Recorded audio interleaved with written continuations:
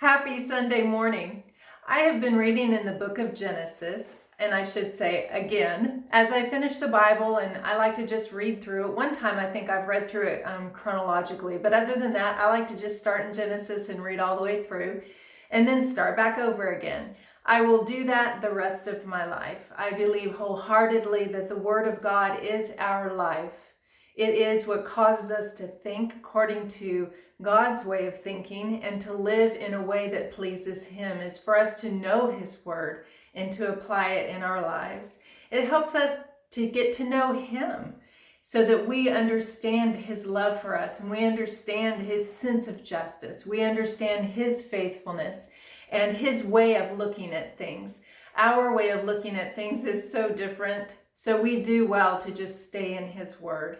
And in the book of Genesis, I've been rereading about Joseph, and he is one of my favorite Bible characters because no matter what Joseph went through, and he went through a lot, he learned to keep his eyes on God. And through all of the difficulties, being sold to slave traders that were coming through the area, he was sold by his own brothers, and then sold to Potiphar in Pharaoh's household.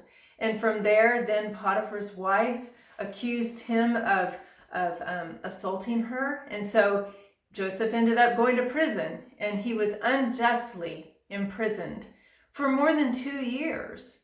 And then when he was released from prison, he was brought into Pharaoh's kingdom, and he was given the place next to Pharaoh in ruling the kingdom. And that all came from a dream that Joseph had very early in his life, before his brothers sold him into the slave traders that were coming through the region. And in that dream, he basically said, "You're going to bow down to me." That's what he said to his brothers. His brothers got jealous. But in the end, that is exactly what happened. Now, Joseph would have never dreamed that the circumstances, the things that got him to that place, the fulfillment of the dream, he would have never assumed that that's how he would have gotten there. And yet God used all of the difficult things, all of the hard things, all of the things that looked like they would keep Joseph from the very dream he had. God used all of those things in Joseph's life to propel him into the position that God needed him to be in order to accomplish his own purpose.